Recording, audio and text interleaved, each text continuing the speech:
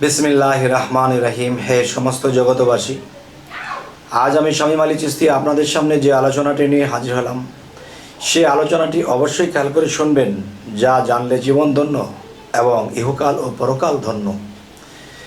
তবে হ্যাঁ, সেই কথাটি হলো যে পাক পাঞ্জাতন যে বিষয়টা আমরা ছোটোবেলা থেকেই শুনি, পাক পাঞ্জাতন আসলে পাকে পাক পাঞ্জাতন, না পাকে সায় নিরঞ্জন। তাহলে পাকে পাক পাঞ্জাতন যে বিষয়টি, সেটি কি, এই জিনিসটি আমাদেরকে বুঝতে হবে।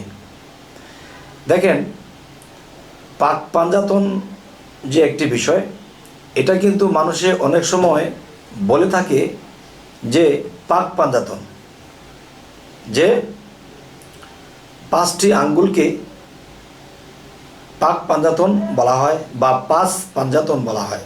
যেমন এই যে একটি আঙ্গুলি, সমস্ত আঙ্গুলগুলো একদিকে, আর এই 4টা আঙ্গুল একদিকে। যদি কোনো কিছু ধরতে হয় তাহলে কিন্তু 4টা একদিকে আর সে একাই একদিকে।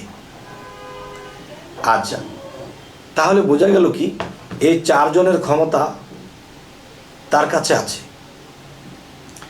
তো পাক পাঞ্জাতন বুঝতে হলে এই সমস্ত সৃষ্টিতত্ত্ব নিয়ে টান দেওয়া হবে। কিন্তু এই সৃষ্টিতত্ত্ব এমনই বিষয় যে এই সৃষ্টিতত্ত্ব বুঝতে গেলে মাথা এলোমেলো হয়ে যায়। তবে আল্লাহ কিছু কিছু বিষয়ে কিছু কিছু আয়াতে বলেছে যে কিতাবুন ফুসসিলাত আজাতু কোরআনান আরাবিয়ান, এই এক গ্রন্থ আরবি কোরআন রূপে অবতীর্ণ, এর বাক্যসমূহ জ্ঞানীদের জন্য। তার মানে যে কিছু কিছু জ্ঞানের বিষয়, সৃষ্টিতত্ত্ব বিষয়, আত্মতত্ত্ব বিষয়, এগুলো জ্ঞানীর জন্য। অজ্ঞানী এগুলো বুঝবে না। আর অজ্ঞানী যদি জ্ঞানী হতে চায় তাহলে সেই জ্ঞানীর কাছেই গিয়ে এগুলো বুঝে নিতে হবে। দেখেন, কোরআন আমাকে আপনাকে জ্ঞান দিতে পারবে না। এই কোরআনকে বুঝতে হলে, এই কোরআনকে যে জানে, কোরআনকে যে বোঝে, সেই বুঝনেওয়ালা, সেই জ্ঞানীর কাছে আমাকে যেতে হবে। তখন তিনি আমাকে কোরআনটাকে বুঝিয়ে দেবে। আচ্ছা, যাই হোক, আজকের যে আলোচনাটি পাক পাঞ্জাতন নিয়ে। এখন পাক পাঞ্জাতন বিষয়টা কি, যে হযরত মুহাম্মদ সাল্লাল্লাহু আলাইহি সাল্লাম, মা ফাতিমা, হযরত আলী, হাসাইন, হুসাইন, দেখেন সবার বড়, সব একদিকে, সে একদিকে। তাহলে এখানে পাক পাঞ্জাতন বলা হয়েছে। তাহলে এখানে আরও একটি বিষয় আমি বলবো। আপনি যে ইউটিউব দেখতেছেন, শুনতেছেন, ফেসবুক দেখতেছেন, আপনি কিন্তু একজন নয়, আপনিও কিন্তু 5 জন। সেটি কেমন? আপনার মধ্যে 5টি আত্মা আছে এবং 5টি বস্তুর উপরে আপনি দাঁড়িয়ে আছেন। আগুন, পানি, বাতাস, মাটি, আলো, আব, আতশ, খাগ, বাত, নূর।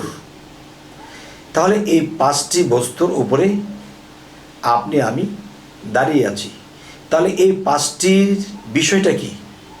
এই 5টির বিষয়টি হলো যে সেই যে পাক পাঞ্জাতন, সেই পাক পাঞ্জাতন কিন্তু আপনার মানব দেহের মধ্যে সেই 5টি জিনিস, 5টি ধরন, 5টি রকম হয়ে আপনার দেহের মধ্যে, যেমন পানি আছে, মাংস মাটি আছে, চোখের দৃষ্টি আলো আছে, এবং গরমের তাপমাত্রা আছে, বাতাস আছে।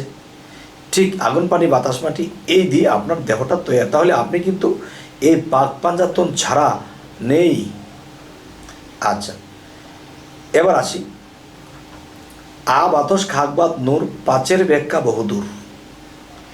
এই 5-এর ব্যাখ্যা যে কত দূর তা আমার শেষ করা সম্ভব নয়। তবে যতটুকু বলবই অত দূর। যেমন পাক পাঞ্জাতনের মধ্যে তারা 5 জন: হযরত মুহাম্মদ সাল্লাল্লাহু আলাইহি সাল্লাম, মা ফাতেমা, হযরত আলী, হাসান, হুসাইন। আচ্ছা, যদি পৃথিবীতে আপনি গণতে যান তাহলে 5টা জিনিসের বেশি পাবেন না। যদি আপনি কখনো 5 প্রকারের রং পান, এই 5 প্রকারের রং দিয়ে আপনি লক্ষ প্রকারের রং বানাতে পারবেন। আচ্ছা, তাহলে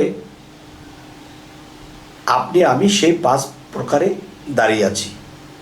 সেই 5 জনের গুণ, কেউ পানির গুণ, কেউ নূরের গুণ, কেউ মাটির গুণ, কেউ আগুনের গুণ, এরকমভাবে এই 5 জন, এই 5 জনের বিষয়টি বোঝানো হয়েছে। সমস্ত পৃথিবী, সমস্ত বিশ্বজগৎ যা কিছু আছে 5টা পদার্থেই সৃষ্টি। যদি বলা হয় লোহা আছে, লোহা মাটি থেকেই সৃষ্টি। যদি বলা হয় আয়না আছে, মাটি থেকেই সৃষ্টি। যেমন আগুনের মধ্যে মাটি পোড়াতে পোড়াতে ইটা হয়, ইটা পোড়াতে পোড়াতে ঝামা হয়, ঝামা পোড়াতে পোড়াতে আয়না বের হয়।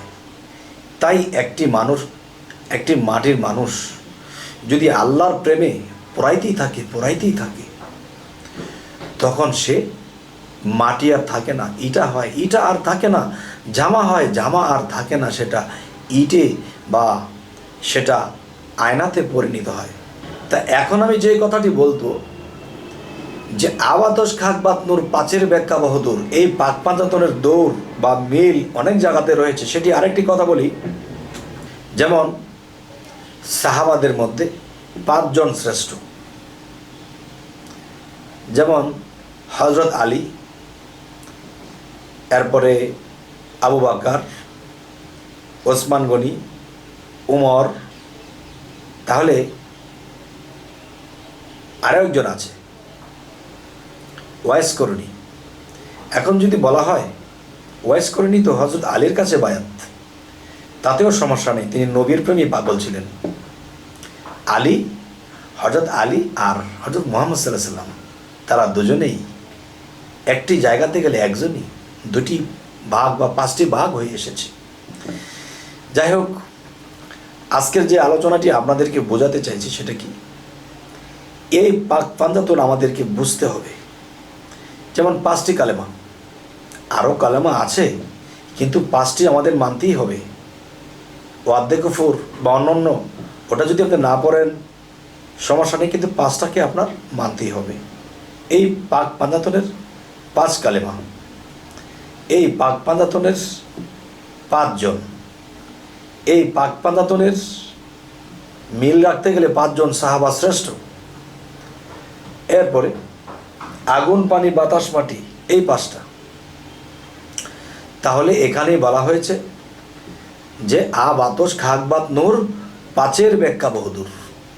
5-এর ব্যাখ্যা যে কত দূর, দুনিয়াতে সরাসর, কিন্তু আসল কিছু বোঝা হচ্ছে না।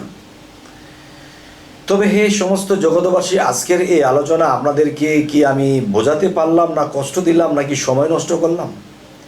তবে দেখেন, আত্মজগতের কথা, দেহতত্ত্বের কথা, এই কথাগুলো ইঙ্গিত স্বরূপ বেশি একটা বলতে হয়। কিন্তু দেখেন, একজন মুর্শিদ যখন একজন ভক্তকে বায়াত করবে, তখন কিন্তু তাকে এই জিনিসগুলো দেহ কোরআনের মধ্যে দেখিয়ে দেখিয়ে বায়াত করবে। আপনার কি পরিচয়? জন্মান্তরে আমি নিজেকে হারিয়ে ফেলেছি, আমি আমাকে চিনি না, জানি না। এই আপনার পরিচয়টা পর্যন্ত আপনার মধ্যে, আপনার দেহ কোরআনের মধ্যে লেখা আছে। দেখব আরবি অক্ষরে লেখা, এটি দেখার পরে দোজখ হারাম। আচ্ছা, আপনাকে যে আল্লাহ সৃষ্টি করছে, আল্লাহর পরিচয়পত্র আপনার মধ্যে আছে, তা 2 নয়নে দেখার বিষয়। দেখে দেখে যারা বায়াত গ্রহণ করবে, তারাই হবে আল্লাহর প্রেমিক এবং সত্য এবং সঠিক জ্ঞানের অধিকারী। কারণ দেখেন, যারা নিজকে চিনল না, আল্লাহ সম্পর্কে নিজের দেহর মধ্যে জানলো না, তখন দেখা যায় প্যাক কাদার উপরে যদি এরকম ইটের ঠেকি দিয়ে বিল্ডিং করা হয়, তা কখন ভেঙে পড়ে বলা যায় না। আর যদি নিচ থেকে টাইট করে ডালাই করে তোলা হয়, তখন কিন্তু এটা পড়বে না। ঠিক মানুষ যতই আল্লাহর ইবাদত করুক, আর যতই সাধনা করুক, আর যতই গুরু মুর্শিদ ধরুক, কিন্তু সর্বপ্রথমেই চিনতে হবে মান আরাফা নাফসাহু ফাকাদারা রাব্বাহু। সর্বপ্রথম তুমি তোমার নিজেকে চিনো, এরপরে তোমার রবকে চিনবে। রবকে চিনতে হলে আগে নিজকে চিনতে হবে। এখন আমি জন্মান্তরে হারিয়ে গেছি, কি আমি আমার পরিচয় আমি জানি না, তখন এই পরিচয়টা নিজের মুর্শিদ সেই বায়াতের দিন আপনার পরিচয়পত্র দেবে। এবং সেই পরিচয়পত্র বলতে গিয়ে যদি বলে বাবা তোমার এই পরিচয় মানব না, যখন বলবে যে হ্যাঁ দেখো তোমার দেহ কোরআনের মধ্যে তুমি নিজের চোখে দেখো, তোমার পরিচয় লেখা আছে, আল্লাহর পরিচয় লেখা আছে, শয়তানের পরিচয় লেখা আছে। এবং যে কালেমার দাওয়াত হযরত মুহাম্মদ সাল্লাল্লাহু আলাইহি সাল্লাম দিত, সেই কালেমাটাও তোমার মধ্যে কিভাবে আল্লাহ ফিটিং করেছে তার নিজ নয়নে দেখবে এবং পাঠ করবে, ঈমান আনবে আর জানবে যে এরকম বায়াত যদি তুমি হতে পারো এবং দেখে শুনে হতে পারো, তখন কিন্তু তোমাকে শয়তান আটকাতে পারবে না। আর যদি অনুমানে হনুমান মারো, তো পরের দিন সকালে দেখবে মানুষ মরে আছে, হনুমান তো মরেনি, তখন কিন্তু জেলের হানি টানতে টানতে জীবন শেষ হয়ে যাবে। তাই অনুমানে আমাদের কিছু দরকার নেই। যে এই জন্য একটা কথা বলা হয়েছে, প্রকাশ্যে মানব ছবি গুপ্ত নিরঞ্জন, গুপ্ত নিরঞ্জনকে পাইতে হলে প্রকাশ্যে মানব ছবির প্রয়োজন। কারণ মানুষের ভিতরে মানুষ, তার ভিতরে সাই, তারে পাইবার জন্যেই কিন্তু আমরা মুর্শিদ ধরতে যাই। আর যদি দেখি এইসব জিনিস কোনো কিছুই নাই, তবে কি করব আর কপালে হাতাই। যাই হোক, এখন যে কথাটি বলবো আপনাদেরকে, যেখানেই যে বায়াত গ্রহণ করেন, এই পাক পাঞ্জাতন সম্পর্কে আপনার দেহ কোরআনে জানতে হবে এবং বিসমিল্লাহ এবং কালিমাটা আল্লাহ আপনার দেহ কোরআনের মধ্যে কোথায় রেখেছে তা দেখবেন এবং পাঠ করবেন, দোজখ হারাম হয়ে যাবে। যাই হোক, হে সমস্ত জগতবাসী, আজকের যে আলোচনাটি করা হলো পাক পাঞ্জাতন বিষয়, এই পাক পাঞ্জাতন সৃষ্টি না হলে জগৎ সৃষ্টি হইতো না। কিন্তু কত কিছু নিয়ে আলাপ করি, কত কিছু নিয়ে প্রশংসা করি, কিন্তু পাক পাঞ্জাতন নিয়ে কথা বলি না। যাই হোক, আপনারা যদি বলেন যে হ্যাঁ ভালো লেগেছে, এই আলোচনাটি আরেকটু ভাঙা হোক, পরবর্তীতে পেয়ে যাবেন। আর যদি বলেন যে না ভালো লাগেনি, তাহলে অন্য সাবজেক্টে যাব।